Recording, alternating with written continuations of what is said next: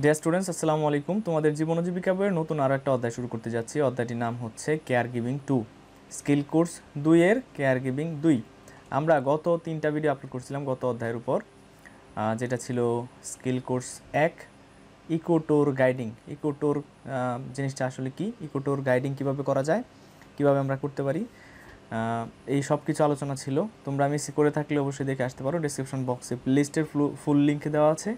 প্লেলিস্টে ঢুকে সর্বশেষ যে ভিডিওগুলো, এগুলাই তুমি মানে দেখতে পারো আর কি, যেটা আগের অধ্যায়ের আলোচনা ছিল। তো আজকে যেটা করব, আমরা এই অধ্যায়টার 36 পৃষ্ঠা থেকে 42 পৃষ্ঠা পর্যন্ত কমপ্লিট করব। তো প্রথমে আমরা একটু আলোচনা করে নিই যে কী কী শিখবো এই অধ্যায় থেকে। এই অধ্যায় থেকে আমরা শিখব যে বয়োজ্যেষ্ঠদেরকে আমরা যখন ওষুধ খাওয়াইতে যাই তখন কী কী নিয়মকানুন আছে না আছে এই সম্পর্কে জানতে পারবো।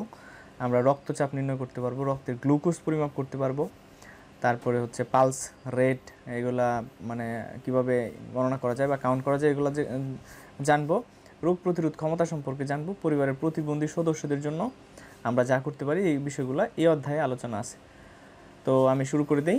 আমি আবার বলতেছি যে আমরা কিন্তু আজকে 36 পৃষ্ঠা থেকে 42 পৃষ্ঠা পর্যন্ত কমপ্লিট করব। এখানে যে কাজগুলো আছে এগুলো দেখব।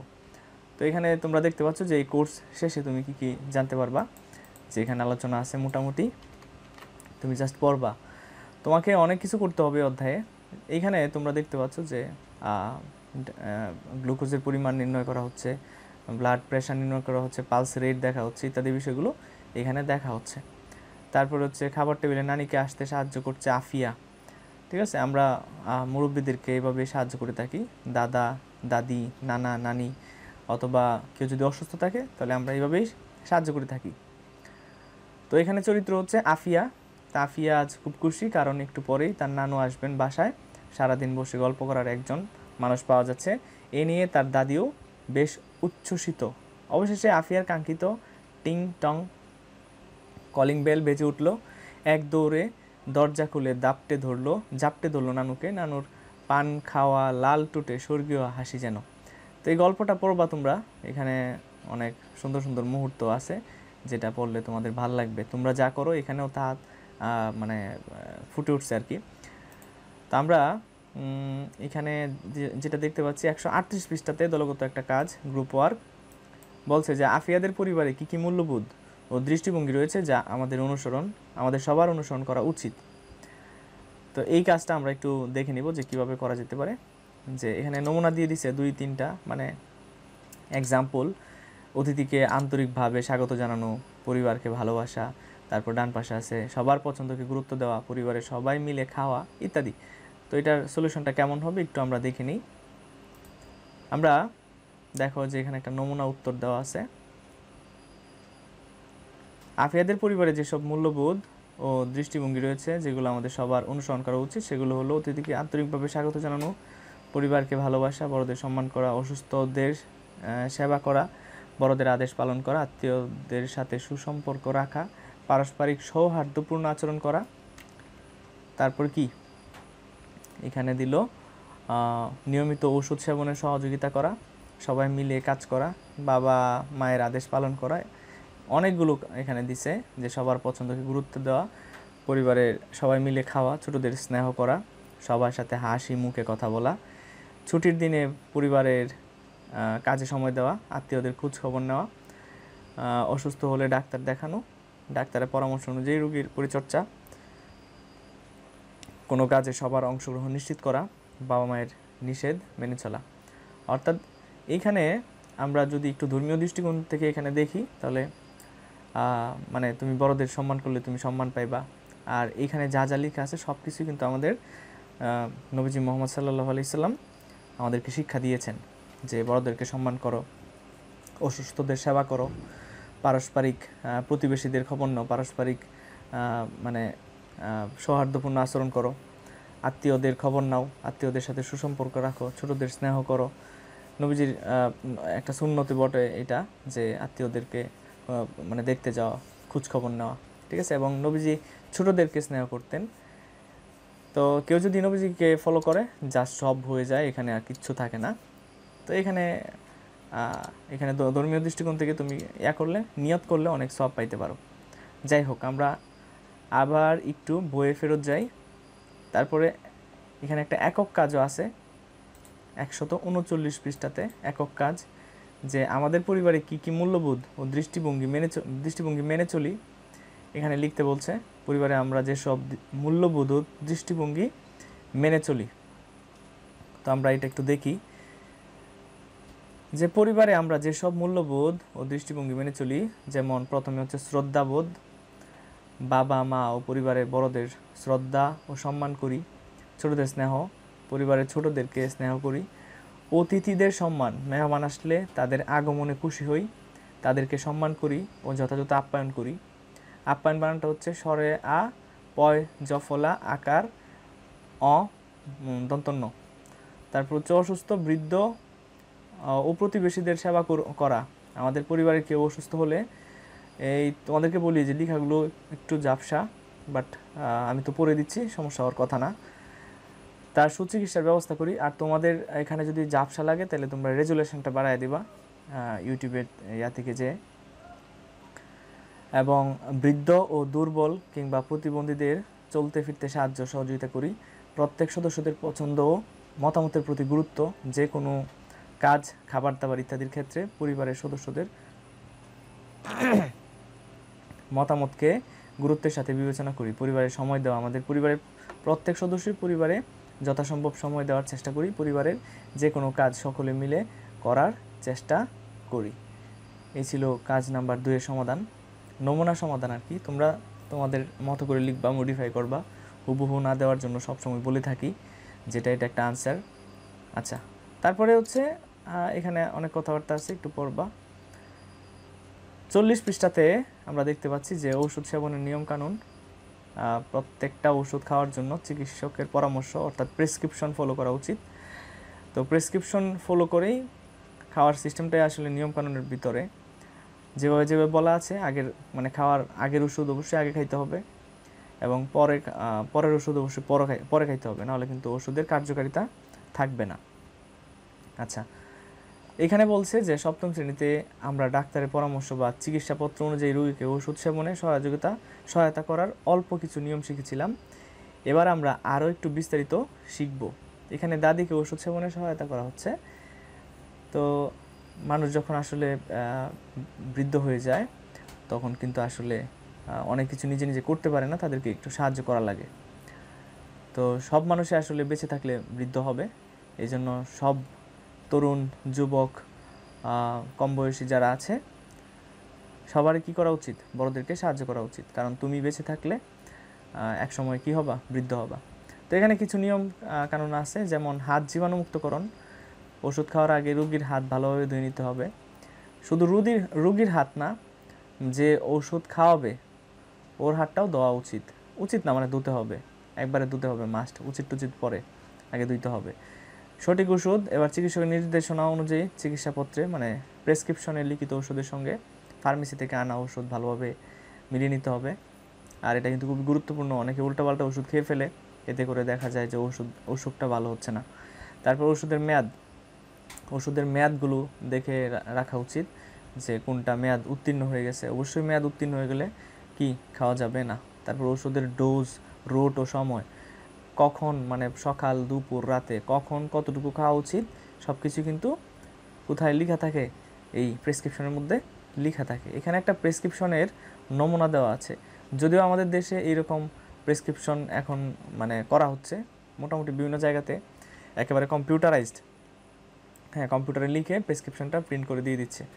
তো এটা আস্তে আস্তে হচ্ছে, কিন্তু কিছুদিন আগে, বেশ কয়েকদিন আগে, বলা যায় 5-7 বছর বা 8 বছর আগে এরকমই এখনও চলছে। এখনও যে না, এরকম না যে হাতে কি যে লিখে ওই ডাক্তার বা মানে এই ফার্মেসিওয়ালাই বুঝে, বাইরে যে একজন লোক বুঝবে, হ্যাঁ, এটার কোনো সিস্টেম নাই। তবে এটা পরিবর্তন আসতেছে, অনেক পরিবর্তন হচ্ছে। যাই হোক, তো এখানে সাপ্তাহিক ওষুধ, এখানে সকাল, দুপুর, বিকাল, রাত এখানে দেওয়া আছে। তারপর নাম দেওয়া আছে যে ওষুধের নামটা কি পরিমাণ খাওয়া দরকার, ডোজটা আর কি, আর পর কোন সময় খাবে এটা, এগুলো লেখা আছে। তারপর খাওয়ার আগে না পরে এখানে লেখা আছে। ঠিক আছে, তো এটাকে বলা হয় সাপ্তাহিক বেলাভিত্তিক চার্ট। তো এটাকে আমরা প্রেসক্রিপশনের মধ্যেই সব কিছু দেওয়া থাকে। এটা আমরা করতে পারি। তারপরে হচ্ছে 42 পৃষ্ঠাতে একক একটা কাজ আছে, বাড়িতে কিংবা বাড়ির আশেপাশে একজন রোগীর প্রেসক্রিপশন সংগ্রহ করো। উক্ত প্রেসক্রিপশনে ওষুধের মাত্রা, সঠিক নিয়মে খাওয়ার নির্দেশনা, সংকেত, সিম্বল ও পরামর্শ রয়েছে তা পড়তে পারছো কিনা যাচাই করো এবং উক্ত রোগী বা ব্যক্তির জন্য 1 সপ্তাহের একটি বেলা ভিত্তিক চার্ট তৈরি করো। তারপরে বলছে যে আমার কথা বা কাজটি করতে গিয়ে তোমার কেমন অভিজ্ঞতা হয়েছে বা অনুভূতি হয়েছে এটা তোমাকে এখানে লিখতে বলছে। তো এটা আমরা পরে করব, জাস্ট এখানে একক কাজটা আমরা একটু করে নিই।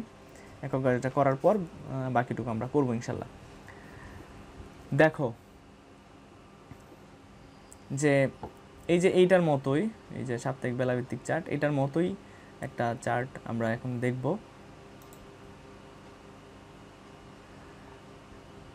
এই যে এটা আমি আমার দাদুর প্রেসক্রিপশন সংগ্রহ করে উক্ত প্রেসক্রিপশনে ওষুধের মাত্রা, সঠিক নিয়মে খাওয়ার নির্দেশনা, সংকেত, সিম্বল ও পরামর্শগুলো ভালোভাবে পড়ে দাদুর জন্য 1 সপ্তাহের একটি বেলাভিত্তিক চার্ট তৈরি করতে সক্ষম হয়েছি। তো এখানে এই যে সকালে ওমিপ্রাজল প্লাস হচ্ছে নাপা, হিস্টাসিন, প্যারাসিটামল এগুলা মানে দেওয়া আছে আর কি।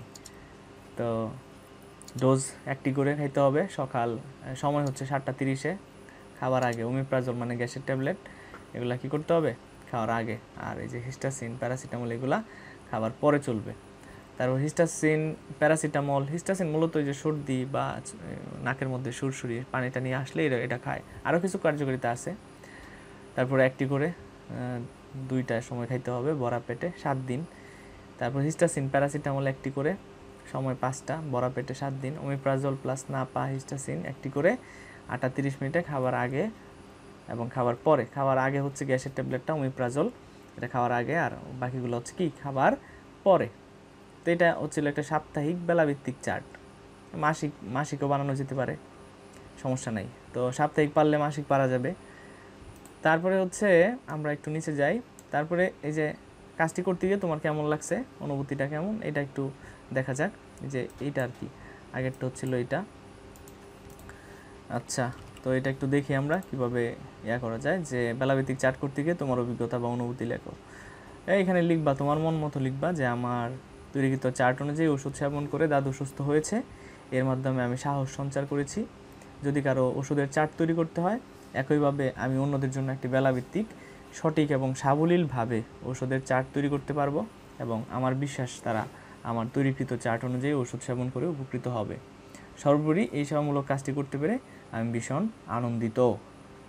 ওকে, তারপর হচ্ছে পালস রেট মেপে দেখি। পালস রেট মানে হচ্ছে তুমি যদি হাতে ধরো, পালস রেট এখানে একটু তোমাদেরকে সার্চ করে দেখাই যে পালস রেটটা কেমন আসলে। পালস রেট নির্ণয় পদ্ধতি এখানে আছে অনেকগুলো। তো এখানে আমি কয়েকটা ছবি দেখাই তোমাদেরকে যে এইভাবে ধরতে হয়, ঠিক আছে? এইভাবে ধরে তারপরে যে হাতে ধরতে হয়, ডক্টররা কিন্তু হাতে ধরে এবং এই যে এইভাবে এটা ধরে কিন্তু কি করে, মানে ঘড়ি দেখে যে 1 মিনিটের মধ্যে কয়টা পালস দিচ্ছে, এভাবে কিন্তু দেখানো হয়, ঠিক আছে? পালস, হার্টবিট যেটাকে বলে। যাই হোক, তোমরা এখানে দেখবা। তো এটা মাপার জন্য এখানে কিছু তথ্য আছে যে কেউ হঠাৎ করে অসুস্থ বোধ করলে বাড়িতে অনেক সময় হার্টবিট ঠিক আছে কিনা তা লক্ষ্য করার চেষ্টা করে থাকি। তোমরা নিশ্চয়ই জানো, মানবদেহের হৃৎপিণ্ডের স্বয়ংক্রিয় পাম্পের মতো দেহাভ্যন্তরে সারাক্ষণ সংকোচন প্রসারণের মাধ্যমে, মানে সিস্টোল ডায়াস্টোল যেটাকে বলে, আমাদের হার্ট কিন্তু অল টাইম কী করতেছে, পালস দিতেছে, অল টাইম পালস দিতেছে, যা পালস নামে পরিচিত। স্পন্দন আর কি। কারো পালস দেখা বলতে তার হার্টবিটের রেট অনুভব করাকে বোঝায়। একজন সুস্থ মানুষের প্রতি মিনিটে 60 থেকে 90টা বা 60 থেকে 100 বার হার্টবিট হয়। সাধারণত পুরুষের তুলনায় নারীদের পালস রেট বেশি থাকে, আবার বড়দের তুলনায় বাচ্চাদের পালস রেট আরও বেশি থাকে। তো এখানে পালস রেট, আচ্ছা তোমাদেরকে কিছু দেখাই, যে আসলে একটা অ্যানিমেশন দেখাই মোটামুটি, যে কিভাবে আসলে তুমি কি করতে পারো। হার্টবিট, হার্ট তুমি সার্চ করলেই পাইবা। আল্লাহ, এটা হচ্ছে না কেন? হার্টবিট, ঠিক আছে? Heartbeat animation, heartbeat animation, BAT হবে, যাই হোক ভুলে গেছে গা। তো এখানে তুমি যদি দেখো অনেকগুলো তুমি দেখতে পাইবা এরকম ভিডিও আসবে, ভিডিওগুলো দেখলে ভালো বুঝবা, কোনো সমস্যা নাই। এইটা একটু দেখাই, কোনটা দেখানো যায়, দেখানো আসলে উচিত হবে না, তবু একটু দেখাই। এই যে দেখো যে কি করতেছে, দিতেছে, তাই না? এইটা আসলে সিস্টোল এবং ডায়াস্টোল যেটাকে বলে, সিস্টোল এবং কি ডায়াস্টোল। তোমাদেরকে আরেকটা দেখাই যে ব্লাডগুলো আসলে কিভাবে যায়। এই যে দেখো ব্লাডটা আসতেছে যাচ্ছে, একটা হচ্ছে ধমনী আর একটা হচ্ছে কি শিরা। তো এটা এই বিষয়গুলো আসলে তোমাদের বায়োলজি বই তুমি যখন 9 উইকটা পড়বা তখন বুঝবা। যাই হোক, তো রেডিয়াল পালস হচ্ছে বেজ অফ থাম্ব, মানে বৃদ্ধাঙ্গুলির গোড়ায় এটি পাওয়া যায়। টেম্পোরাল পালস যেটা তোমার কপালের দুই পাশে পাওয়া যায়, কপালের দুই পাশে ধরলেই তুমি টেম্পোরাল পালস পাইবা। তারপর হচ্ছে করোটিড পালস, এটা হচ্ছে ঘাড়ের দুই পাশে এটি পাওয়া যায়। আর ব্র্যাকিয়াল পালস, এগুলো 4টা জিনিস একবার ঠাডা মুখস্থ করবা, দুই কোণের ভেতরে দুই পাশে এটি পাওয়া যায়। এই ছিল আজকের মতো। এই ভিডিওতে আমরা 142 পৃষ্ঠা পর্যন্ত কভার করছি। আমরা নেক্সট ভিডিওতে 43 থেকে শুরু করে 48 পৃষ্ঠা পর্যন্ত যাওয়ার চেষ্টা করব। ধন্যবাদ।